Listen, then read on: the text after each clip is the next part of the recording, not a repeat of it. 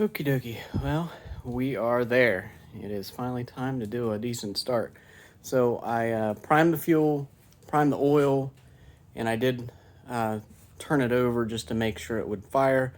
I forgot to hook the starter up, so then I got back underneath and put the starter together, and then yeah, and we're moving forward. So it's actually ready to fire. I didn't put any water in, of course, just to make sure everything's good. So everything on here has been pretty much messed with. 350 CFM, Holley carburetor.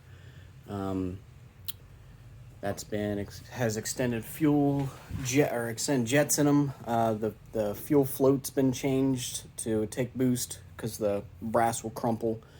That's pretty much all I did there. You can change the power valve and do some few things here and there if things go lean, or I doubt mine will go lean. So Holley top hat, and this is like a 3-inch down to a 2, down to a 2.5 to 2.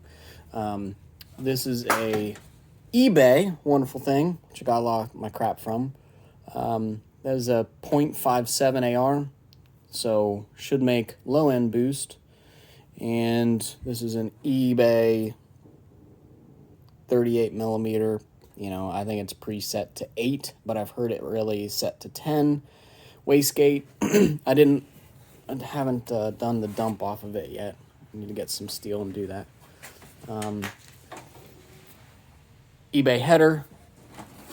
Had to run a 1/2-inch spacer here to clear the valve cover. 3-inch exhaust, and that just dumps right now. No exhaust actually on it.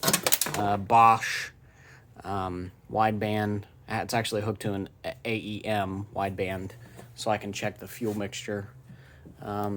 Again, thank you to eBay for all your wonderful stuff. It's a nice blow-off valve.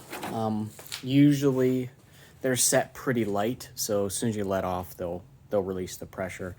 QFT, which is a part of Holley.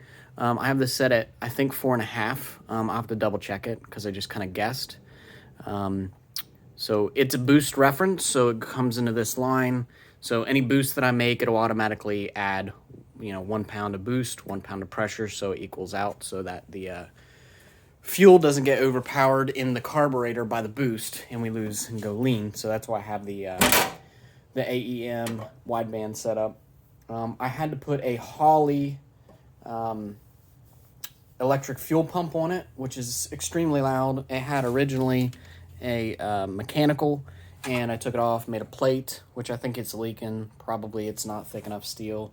I'll probably have to make that out thicker steel. I currently haven't touched the distributor. I think it was going out to 35 with the weights and the vacuum, and it's preset to 8. With low boost, I don't think it'll be a big deal. I haven't hooked up the boost gauge yet. I just really want to start it up and see, what it'll do. First, if we have any fires. I did prime it, check for fuel leaks, check for oil leaks. I haven't seen anything. All the oil that is laying around is just from the daggone taking the engine out. I accidentally glued the oil pan on, so I had to pull the engine to get the oil pan off, and when I did, I spilled all the oil out everywhere. This is a custom part that I ordered that's supposed to fit. If you notice, I don't have my, heater box in here, my HVAC. It's because it came and it was, this elbow was tucked up against the firewall. I had to actually cut it, shorten it, and rotate it. And stainless is absolutely horrible with that little, I got a little titanium welder from, it's a flux core. It does have stainless steel flux wire, but it's you have to get extremely hot to even make it penetrate the stainless. So I had to crank the machine up and slow the speed down, and it did okay. So anyway, I did a lot of things quick and dirty. I just got my fuel pump relay in. I just added it, like I said, quick and dirty. A lot of butt connectors, and I don't like using them. So I'll eventually swap those out for real connections that are weatherproof, so that we don't have, you know, these little guys sticking out. And I like to shrink tube everything, so I haven't done that. I will. I just want to get this done. This is supposed to be an AN line to this, but I didn't realize that you can't fit an AN line here with an AN fitting.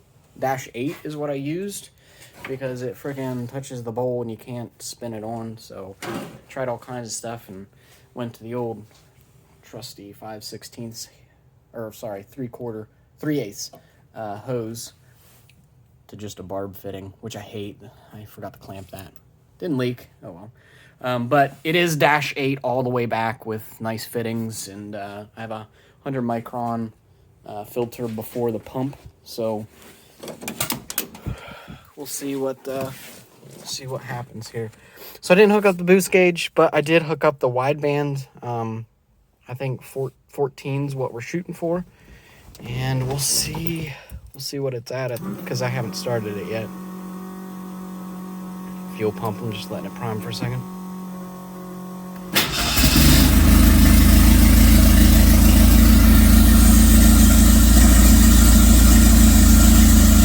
I didn't read the directions, so I don't actually know what that means. I got idle, so what is that? Maybe 700-800. Okay, we're a little fat, but that's all right. I'm gonna live at a little bump. It's even fatter. I don't hear any turbo noises.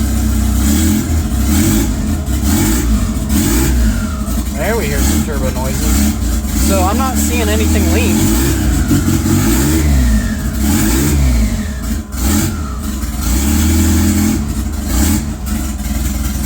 Alright. That's good, but not under load. Obviously, when it gets under load, it'll change. This is what I was worried about. Pretty much dumping straight onto the starter.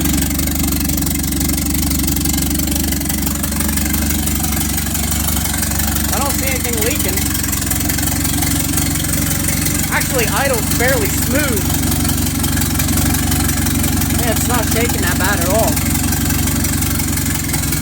I don't want to run it too long without water, but it is at, what is that? Maybe 5 pounds. Yeah, that's probably 4 pounds. Yeah. Ish. 3, 4, 5, 6. That's about right. That's where I wanted it.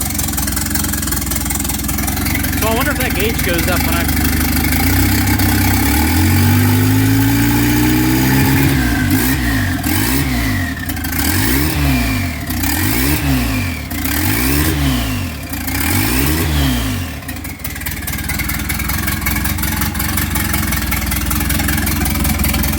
It smells rich even.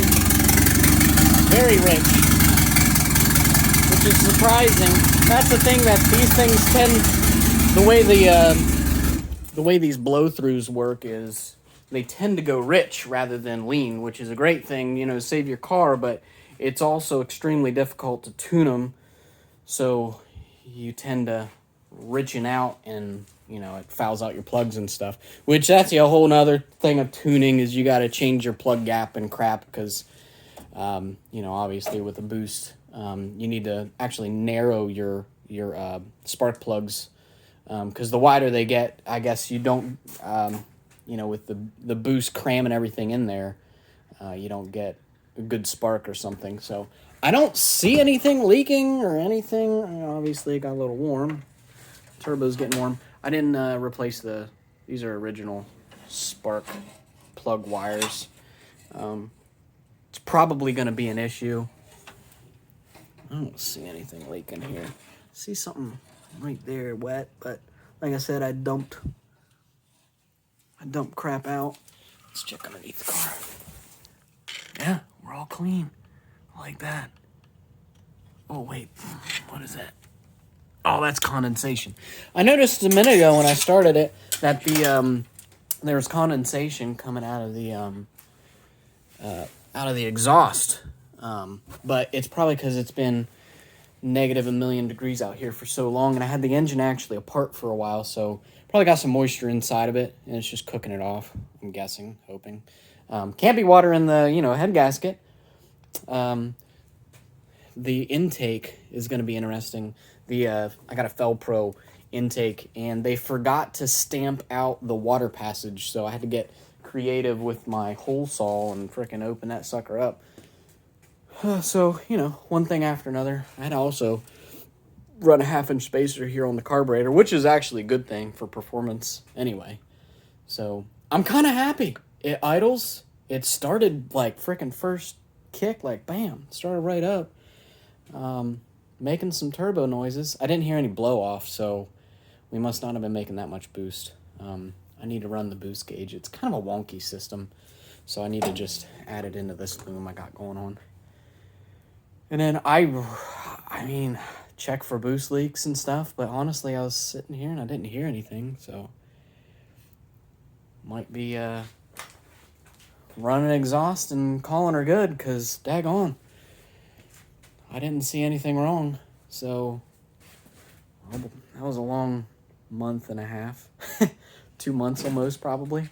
Good thing, because my car's in the shop with transmission problems, so the tour show. So we'll be driving this around. So, cool. I'm happy. Later.